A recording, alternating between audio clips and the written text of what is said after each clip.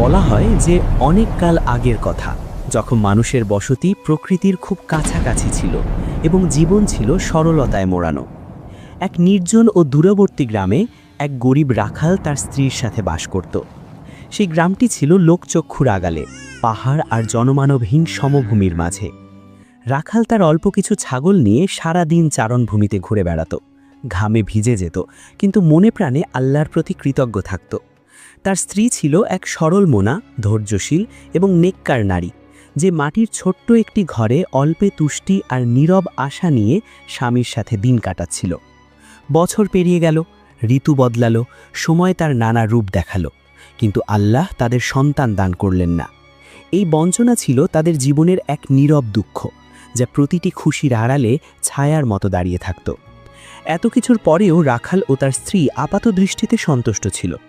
তারা আল্লাহর ফায়সালা মেনে নিয়েছিল, তকদিরকে বরণ করে নিয়েছিল এবং সবর বা ধৈর্যকে নিজেদের অলংকার বানিয়েছিল। প্রতি নামাজের পর শকর আদায় করা হতো, প্রতিটি বিপদকে রবের পক্ষ থেকে পরীক্ষা মনে করা হতো এবং মনকে এই সান্ত্বনা দেওয়া হতো যে যা কিছু মিলেছে সেটাই উত্তম। কিন্তু ওই নারীর মনের গহীনে এমন এক ভয় দানাবাঁধ ছিল যা সে কাউকে বলতে পারত না। এই ভয় ছিল নীরব কিন্তু গভীর। তার মনে সব সময় আশঙ্কা থাকত যে তার স্বামী হয়তো দ্বিতীয় বিয়ে করে ফেলবে, কারণ সমাজে সন্তানহীনতা নারীর জন্য এক নীরব অপবাদ হয়ে দাঁড়ায়। সে জানত তার স্বামী নেককার এবং বিশ্বস্ত, কিন্তু সমাজের কথা, আত্মীয়দের ফিসফাস এবং মানুষের নানা পরামর্শ তার মনকে অস্থির করে তুলত। তাই সে মা হওয়ার জন্য মরিয়া চেষ্টা করতে লাগল, যাতে তার জীবনের খুশি পূর্ণ হয় এবং তার সংসার সব ভয় থেকে নিরাপদ হয়। ধীরে ধীরে তার দোয়ার তীব্রতা বেড়ে গেল। সে রাতে উঠে চোখের পানির সাথে আল্লাহর সামনে গড়াগড়ি দিত, হাত তুলে মিনতি করত যেন আল্লাহ তাকে একটি সন্তান দান করেন, এমন এক সন্তান যে তার কোল পূর্ণ করবে এবং হৃদয়ের শূন্যতা দূর করবে। প্রতিটি দোয়ার সাথে আশা জড়িয়ে থাকত, কিন্তু প্রতিটি দিন অপেক্ষাকে আরও দীর্ঘ করে তুলত। সময়ের সাথে সাথে তার সবরের বাঁধন আলগা হতে লাগল। যেই ধৈর্য একসময় তার শক্তি ছিল, এখন তা ক্লান্তিতে রূপ নিতে লাগল। যখন দীর্ঘ অপেক্ষা তার ঈমানকে নড়বড়ে করে দিল, তখন সে ধীরে ধীরে এমন পথের দিকে ঝুঁকতে লাগল যা তার নিজের মনের কাছেও স্বস্তিদায়ক ছিল না। সে জাদুকর আর গণকদের কাছে যেতে শুরু করল, মনে লজ্জা আর অপরাগতার এক অদ্ভুত মিশ্রণ নিয়ে। কেউ তাবিজ দিল, কেউ লতাপাতা, কেউ ঝাড়ফুঁক করল, কেউ দোয়ার নামে ধোঁকা দিল। প্রতিবার সে আশা নিয়ে যেত আর খালি হাতে ফিরত। না কোনো ওষুধ কাজে লাগলো, না কোনো আমল। এভাবে দিন গড়িয়ে মাস, মাস গড়িয়ে বছর পার হলো। তার চেহারায় ক্লান্তি আর চোখে পরাজয়ের ছাপ নেমে এলো। সেই সময় লোকেরা তাকে এক এমন জাদুকরীর কথা বলল যে কালো জাদুতে খুব পারদর্শী বলে পরিচিত ছিল। বলা হতো সে এক রহস্যময় পাহাড়ের ভেতর এক নির্জন ও ভয়ানক গুহায় থাকে। মানুষ তার নাম নিতেও ভয় পেত, কারণ তার সম্পর্কে জনশ্রুতি ছিল যে সে অভিশপ্ত, সে জীবনে অনেক খারাপ কাজ করেছে এবং তার কাছে যাওয়া মানে নিজেকে অন্ধকারের হাতে তুলে দেওয়া। কিন্তু ওই নারীর মনে এখন ভয়ের চেয়ে আকাঙ্ক্ষা বেশি জেগে উঠেছিল। রাখালের স্ত্রী সেই সব সতর্কবাণী উপেক্ষা করল। তার আকাঙ্ক্ষা, তার ভয় আর তার বঞ্চনা সব এক সিদ্ধান্তে এসে মিশল। সে ঠিক করল সে ওই জাদুকরীর কাছে যাবেই, পরিণাম যাই হোক। পরদিন খুব ভোরে যখন গ্রাম ঘুমে আচ্ছন্ন, সে নিঃশব্দে বেরিয়ে পড়ল। তার পা পাহাড়ের মাঝ দিয়ে চলে যাওয়া নির্জন পথ মারাতে লাগল, যেখানে না ছিল কোনো শব্দ, না কোনো ছায়া। প্রতি পদক্ষেপে তার বুক ধরফর করছিল, কিন্তু পেছনে ফেরার সাহস ছিল না। অবশেষে সে এক বিশাল পাহাড়ের সামনে পৌঁছল। সে চোখ তুলে দেখল সামনে এক অন্ধকার গুহা, যার মুখে মানুষের মাথার খুলি সাজানো। এই দৃশ্য তার বুকে হিমশীতল স্রোত বইয়ে দিল। তার পা আটকে গেল, শ্বাস বন্ধ হয়ে আসার উপক্রম হল এবং সে ফিরে যাওয়ার কথা ভাবল। ঠিক সেই মুহূর্তে গুহার ভেতর থেকে এক গুমগুম আওয়াজ এলো, যা অন্ধকার চিরে তার হৃদয়ে গিয়ে লাগল। আমি জানি তুমি কেন এসেছ এবং আমি তোমাকে তাই দেব যা তুমি চাও। এই কথাগুলো তার শেষ অবলম্বন হয়ে দাঁড়ালো। সে সাহস সঞ্চয় করে কাঁপতে কাঁপতে গুহার ভেতরে প্রবেশ করল। ভেতরে এক বুড়ি বসেছিল, যার মুখে বলিরেখার জাল, চোখগুলো গভীর আর হাসিটা ভয়ানক। তার অস্তিত্ব থেকেই যেন এক ভারী পরিবেশ অনুভূত হচ্ছিল। জাদুকরী ঠান্ডা গলায় বলল, তোমার গলার হারটা আমাকে দিয়ে দাও, আমি বিনা পারিশ্রমিকে কারো উপকার করি না। নারীর বুক কেঁপে উঠল। ওই হার তো তার কাছে শুধু গয়না ছিল না, ছিল তার বিয়ের রাতের স্মৃতি আর স্বামীর ভালোবাসার নিশান। সে মুহূর্তের জন্য ইতস্তত করল, মনে দ্বন্দ্ব জাগল, কিন্তু শেষমেশ আকাঙ্ক্ষাই জয়ী হল। সে হাড় খুলে জাদুকর্ণীর সামনে রাখল। জাদুকর্ণী এমনভাবে হাসল যে তার দাঁত দেখা গেল। তারপর বলল, যখন তুমি এই গুহা থেকে বেরোবে, এই পাহাড়ে তুমি কমলার এক অদ্ভুত গাছ পাবে। এর অর্ধেক অংশ জীবন দেয় আর অর্ধেক মৃত্যু। যখন তুমি এর কাছে পৌঁছবে, এর সব ফল নিয়ে নেবে এবং খেয়ে ফেলবে, কিন্তু সাবধান, হলুদ ফলটিতে হাতও লাগাবে না। তোমাকে কেবল একটি ফল নেওয়ার অনুমতি দেওয়া হলো, একের বেশি নয়। আর হ্যাঁ, সূর্য ডোবার আগেই ওই গাছে পৌঁছবে, নইলে এই রহস্যময় পাহাড়ে থাকা জিনেরা তোমাকে মেরে ফেলবে। রাখালের স্ত্রী গুহা থেকে বেরিয়ে দেখল সূর্য ডুবতে আর বেশি দেরি নেই। সে নিশ্চিত হলো যে সূর্যাস্তের আগে সে গাছে পৌঁছতে পারবে না। ভয়ে সে ভাবল, এখন বাড়ি ফিরে যাই, কাল আমার স্বামীকে পাঠাবো যেন সে ওই কমলার গাছ খুঁজে বের করে। ফেরার পথে তার দেখা হলো এক বৃদ্ধের সাথে, যিনি লাঠিতে ভর দিয়ে চলছিলেন। তিনি বললেন, আল্লাহই তিনি যিনি যাকে ইচ্ছা রিজিক দেন, এবং তিনি সবকিছুর পরিমাপ নির্ধারণ করেছেন। আল্লাহর ইচ্ছায় তুমি এক কন্যা সন্তান পাবে যে চাঁদের মতো সুন্দর হবে, কিন্তু তুমি তাকে নিয়ে সুখী হতে পারবে না যতক্ষণ না তুমি তওবা করো এবং ওই সব জিনিস থেকে দূরে সরে আসো যা আল্লাহকে নারাজ করে। কিন্তু রাখালের স্ত্রী রাগে উত্তর দিল, আমার রাস্তা ছাড়ো হে বুড়ো, বান্দাদের ব্যাপারে তোমার কি কাজ? এ কথা বলে সে এগিয়ে গেল, কিন্তু মনে বিস্ময় জাগল। সে ভাবছিল, এ আমার অবস্থার কথা জানল কি করে, আর আমি কি করতে যাচ্ছি সেটাই বা বুঝল কি করে। বাড়ি ফিরে সে স্বামীকে সব খুলে বলল, জাদুকর্ণীর সাথে দেখা হওয়া, অদ্ভুত কমলা গাছের কথা এবং ওই বৃদ্ধের অদ্ভুত কথাবার্তা। রাখাল মাথা নাড়ল, তার বিশ্বাস হলো না, কিন্তু তবুও সে সিদ্ধান্ত নিল যে সে নিজেই গিয়ে স্ত্রীর জন্য সেই সবুজ কমলা নিয়ে আসবে। পরদিন খুব ভোরে যখন আকাশে লাল আভা ছড়িয়ে পড়ল, রাখাল রহস্যময় পাহাড়ের দিকে রওনা হলো। সে পাহাড়ি রাস্তায় চড়তে লাগল, গাছের ঝোপঝাড় পার হলো, কিন্তু কমলার সেই গাছ কোথাও নজরে এলো না যার কথা তার স্ত্রী বলেছিল। সময় গড়িয়ে গেল এবং সূর্য ঢলে পড়তে লাগল। রাখালের ভয় হলো যে জিনেরা হয়তো তার ক্ষতি করে ফেলবে, তাই সে ফেরার সিদ্ধান্ত নিল। যেই সে ঘুরল, দূরে একটি গাছ দেখতে পেল যাতে 2 রঙের ফল ধরা। সে অবাক হয়ে বলল, এই গাছ তো আগে কখনো এখানে দেখিনি। যখন সে কাছে পৌঁছল, দেখল গাছের এক অংশে সবুজ ফল আর অন্য অংশে হলুদ।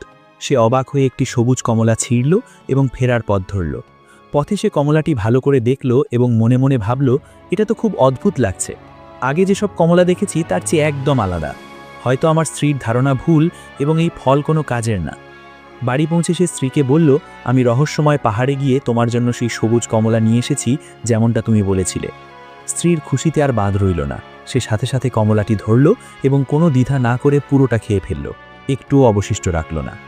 দিন কেটে গেল এবং রাখালের স্ত্রী অনুভব করল তার পেট বড় হচ্ছে। প্রতিদিন যাওয়ার সাথে সাথে পেট আরও স্ফীত হতে লাগল। অবশেষে প্রসবের সময় ঘনিয়ে এলো। একদিন যখন সে স্বামীকে ভেড়া চড়াতে সাহায্য করছিল, হঠাৎ তার তীব্র ব্যথা উঠল। প্রসবের সময় হয়ে গেছে এবং বাড়ি ফিরে যাওয়া তখন অসম্ভব, তাই সে এক গাছের নিচে আশ্রয় নিল এবং ব্যথার তীব্রতায় চিৎকার করতে লাগল। তার স্বামী তার পাশে বসে সান্ত্বনা দিতে লাগল, সাহস যোগাতে লাগল। কিছুক্ষণ পর এক ফুটফুটে কন্যা সন্তান জন্ম নিল, যার গায়ের রং ছিল চাঁদের মতো উজ্জ্বল ও পরিষ্কার। তারা তার নাম রাখল মাহাজাবিন। মা নিজের গলার হার খুলে মেয়ের গলায় পরিয়ে দিল। তারপর রাখালের স্ত্রী স্বামীর সাহায্যে উঠে দাঁড়ালো এবং তারা দুজনে কাছেই একটি ছোট্ট ঝিলের দিকে গেল, যাতে সে গোসল করে নিতে পারে। মেয়েকে তারা গাছের নিচেই শুইয়ে রেখেছিল। ঠিক সেই মুহূর্তে এক মা বানর সেখান দিয়ে যাচ্ছিল। সে দেখল এক ছোট্ট শিশু ক্ষুধায় কাঁদছে। বানরটির মায়া হলো, সে বাচ্চাটিকে তুলে নিয়ে মানুষের চোখের আড়ালে নিয়ে গিয়ে তাকে দুধ পান করালো এবং তারপর নিজের বাচ্চাদের সাথে উঁচু গাছে রেখে দিল। যখন রাখালের স্ত্রী ফিরে এলো, তখন তার মেয়ে সেখানে ছিল না। সে চিৎকার করে উঠল, তার বুক ধড়ফড় করে উঠল। সে কাঁদতে লাগলো এবং বলতে লাগলো, ওই বৃদ্ধ সত্য বলেছিলেন। তিনি বলেছিলেন, তুমি এক সুন্দর কন্যা সন্তানের জন্ম দেবে, কিন্তু তুমি তাকে নিয়ে সুখী হতে পারবে না যতক্ষণ না। তার বাক্য অসমাপ্ত রয়ে গেল। সে নিজেকে ভর্ৎসনা করল এবং মনে করল যে আজ তার সাথে যা হলো তা তার নিজের ভুলেরই ফল, জাদুকর আর গণকদের কাছে যাওয়ার শাস্তি। সে খুব ব্যথিত হল। সে আল্লাহর কাছে ক্ষমা চাইল এবং নিজের পাপের জন্য তীব্র অনুশোচনা অনুভব করল। সে বুঝতে পারল সে এমন লোকদের কাছে গিয়েছিল যারা নিজেদের জন্যই কোনো লাভ বা ক্ষতির ক্ষমতা রাখে না।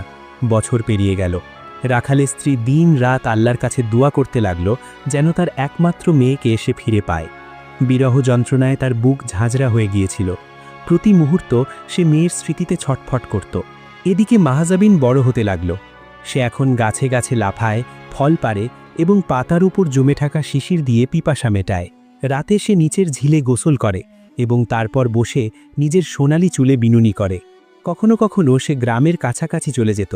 কিন্তু এমনভাবে যাতে কেউ তাকে দেখতে না পায়। সে দূর থেকে নিজের বয়সী মেয়েদের ঘরের সামনে খেলতে দেখত।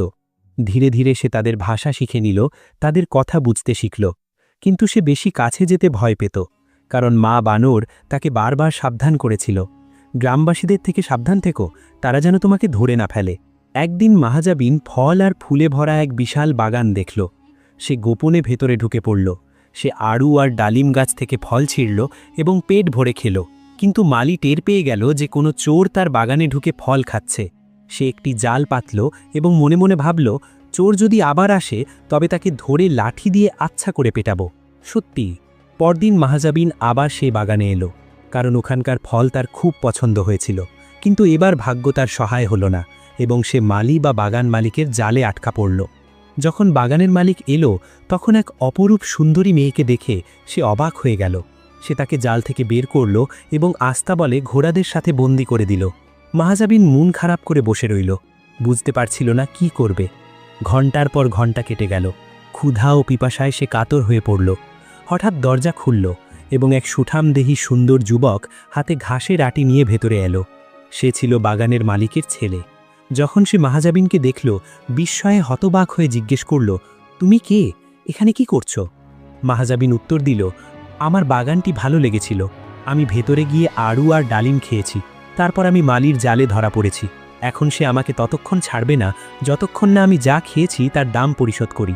যুবক হাসল এবং বলল, ভয় পেও না হে সুন্দরী, ওই মালি আমার বাবা এবং আমি তোমাকে এখান থেকে বের করে দেব।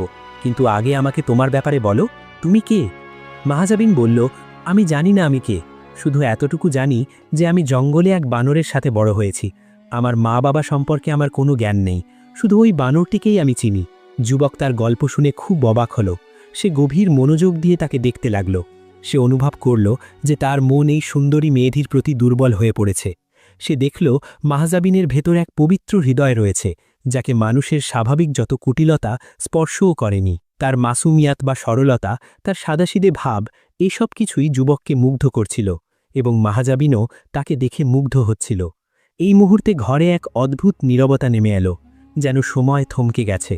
মাহাজাবিনের দৃষ্টি বারবার ইউসুফের চেহারায় আটকে যাচ্ছিল এবং পরক্ষণেই লজ্জায় নুয়ে যাচ্ছিল।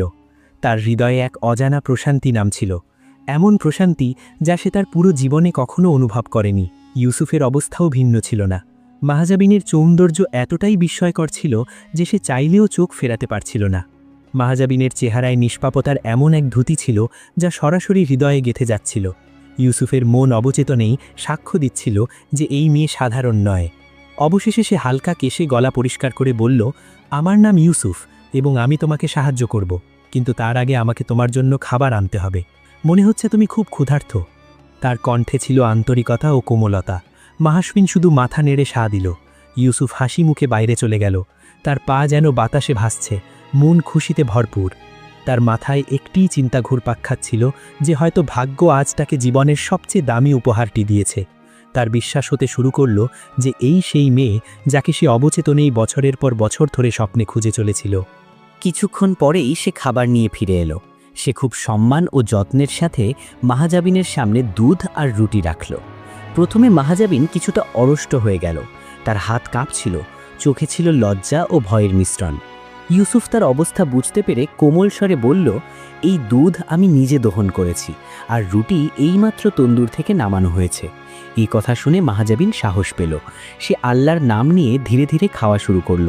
প্রতিটি লোকমার সাথে যেন তার দেহে প্রাণ ফিরে আসছিল। যুবকের ব্যবহারে সে স্পষ্টভাবে বুঝতে পারছিল যে এই মানুষটি নেককার, ভদ্র এবং সত্যবাদী।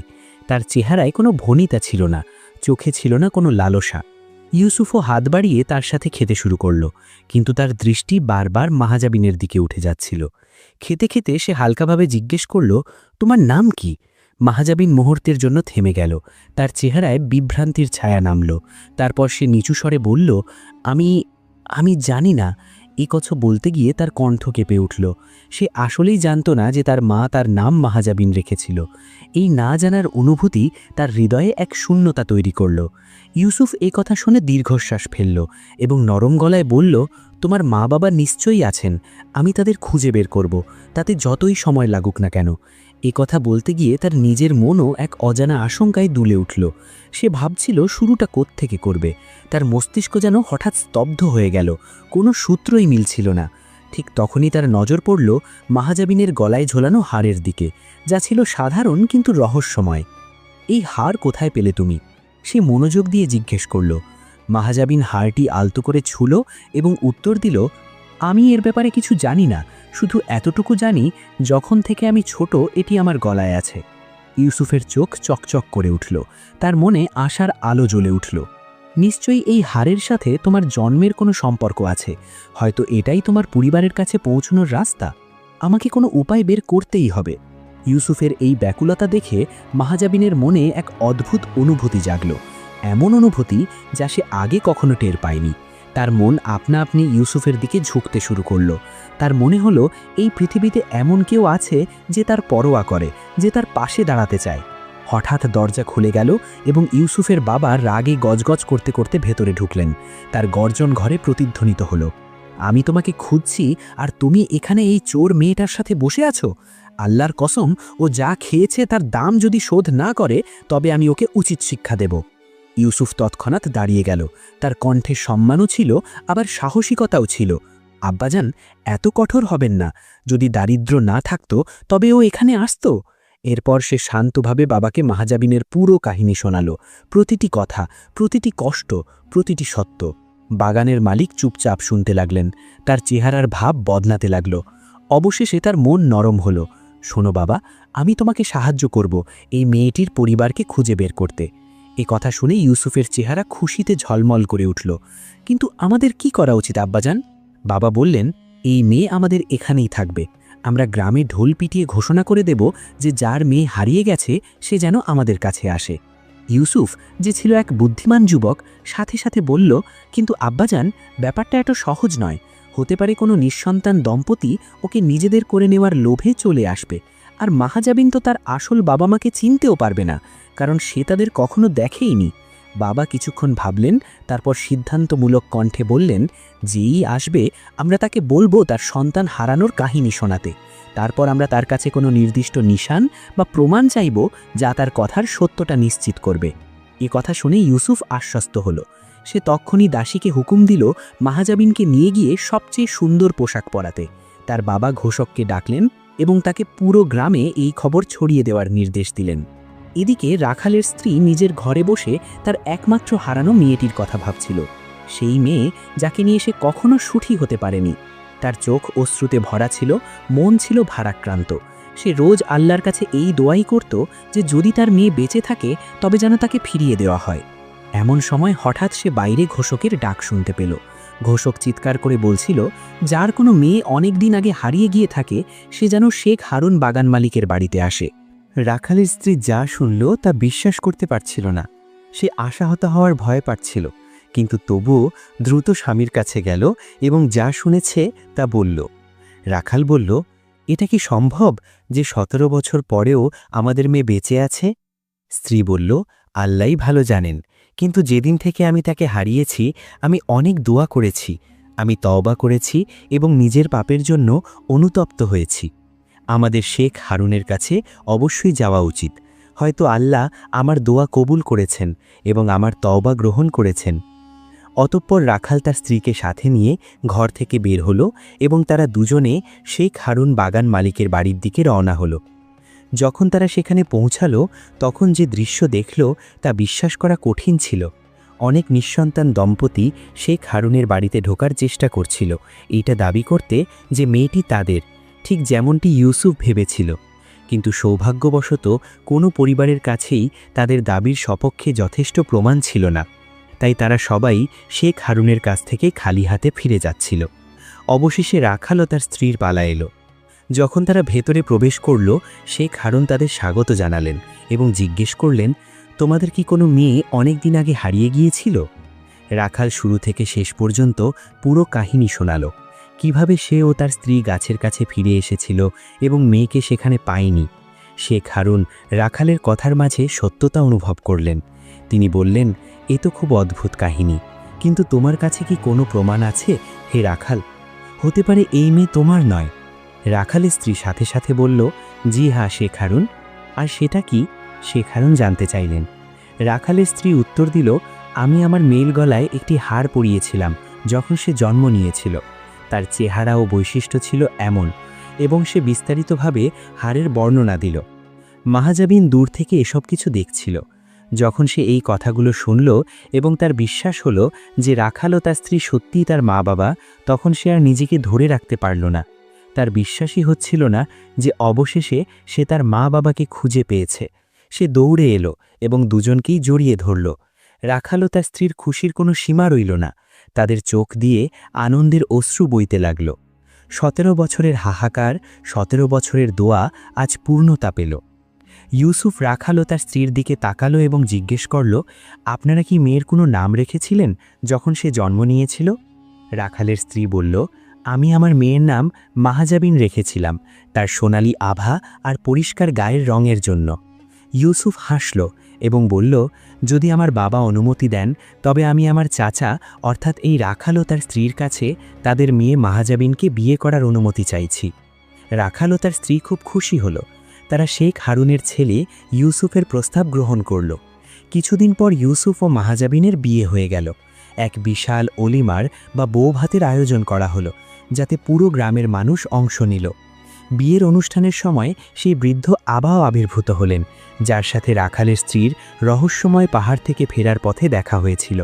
তিনি রাখালের স্ত্রীকে বললেন, মোবারক হোক, তুমি তোমার মেয়েকে ফিরে পেয়েছ। রাখালের স্ত্রীর হঠাৎ মনে পড়ে গেল, ইনিই সেই বৃদ্ধ যিনি বলেছিলেন, তুমি এক চাঁদের মতো মেয়ে জন্ম দেবে, কিন্তু তুমি তাকে নিয়ে সুখী হতে পারবে না যতক্ষণ না তুমি তওবা করো এবং নিজের পাপের জন্য অনুতপ্ত হও। যখন সে মেহমানদের ভিড়ে বৃদ্ধকে খোঁজার চেষ্টা করল, তিনি গায়েব হয়ে গিয়েছিলেন। তার কোনো চিহ্নও ছিল না। কিন্তু সে বুঝতে পারল যে আল্লাহর দিকে ফিরে আসা, জাদুকর ও গণকদের কাছে যাওয়ার জন্য অনুশোচনা, এটাই সেই কারণ যা এত বছর পর তার মেয়েকে ফিরিয়ে দিয়েছে। এরপর মাহাজাবিন ও ইউসুফ সুখে শান্তিতে বসবাস করতে লাগল। আল্লাহ তাদের পুত্রকন্যা দান করলেন। কিন্তু এত কিছুর পরেও মাহাজাবিন কখনো সেই বাদরটিকে ভোলেনি যে তাকে জঙ্গলে লালন পালন করেছিল এবং এক সুন্দরী যুবতী হওয়া পর্যন্ত তার দেখভাল করেছিল। সে তার স্বামী ইউসুফকে সাথে নিয়ে মাঝে মাঝে জঙ্গলে বাদরটির সাথে দেখা করতে যেত এবং তার উপকারের স্বীকৃতি দিত। গল্পটি ভালো লাগলে আমাদের চ্যানেলটি সাবস্ক্রাইব করুন। এখানেই আজকের গল্প শেষ হলো। আল্লাহর আমানতে থাকুন এবং আমাদের পেয়ারা নবী হজরত মুহাম্মদ সাল্লাল্লাহু আলাইহি ওয়াসাল্লামের জন্য দরুদ পড়তে ভুলবেন না। আল্লাহ আমাদের সবাইকে হেফাজতে রাখুক। আমিন। সবাই কমেন্টে আমিন লিখুন।